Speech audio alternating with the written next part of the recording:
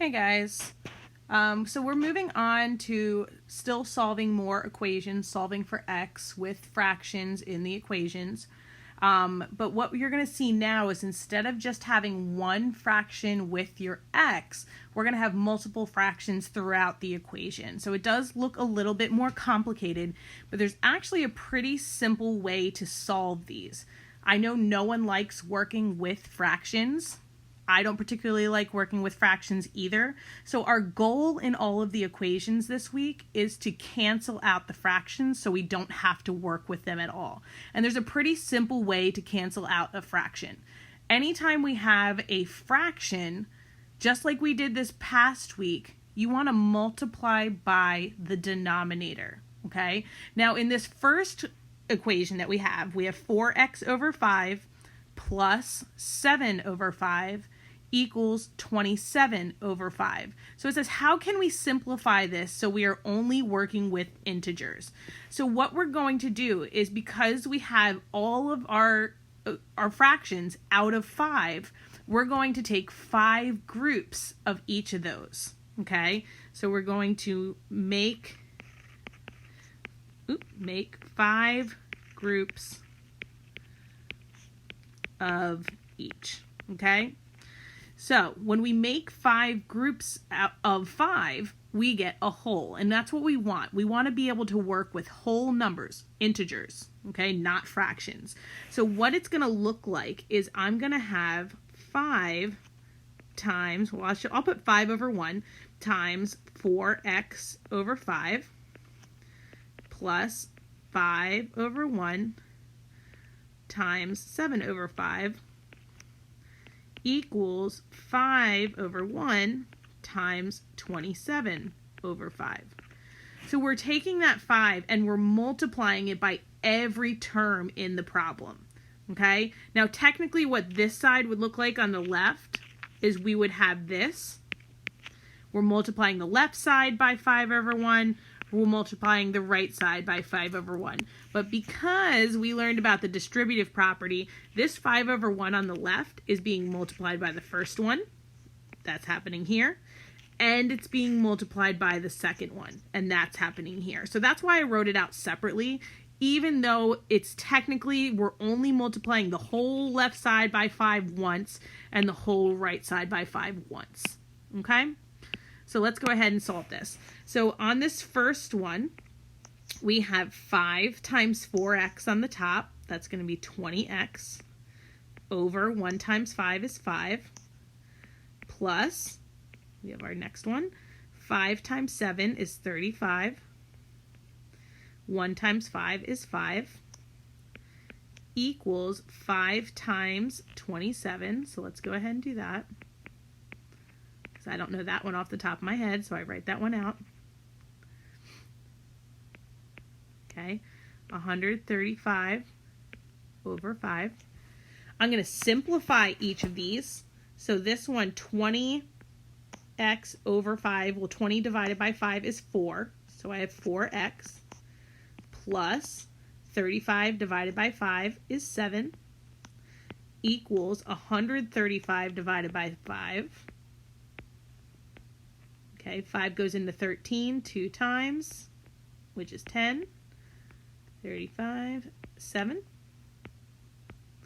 Okay, and what we end up with in this equation is we end up with the top numbers, our numerators, in our original equation. So when we have the same denominator in every single term and we multiply by that denominator, we actually just end up with the numerator. So we don't even need to go through the steps of doing the actual multiplication. We're just crossing out the denominators and we're canceling them out, getting our numerators. 4x plus 7 equals 27. And then going about solving that is the same way that we solved equations back in chapter 6.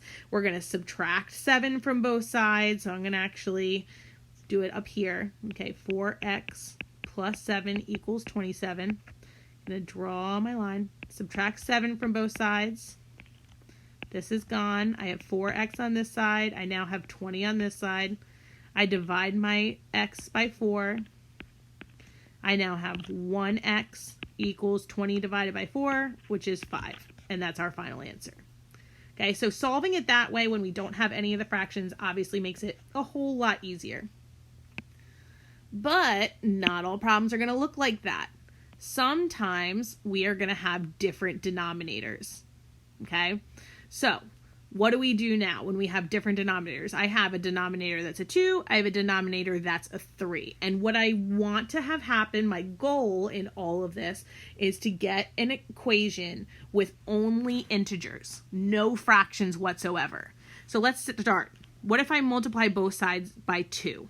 Okay, so if I have 2 over 1 times x over 2, 2 over 1 times 2 over 3, and 2 over 1 times 8. Okay, well, this first part works out fine.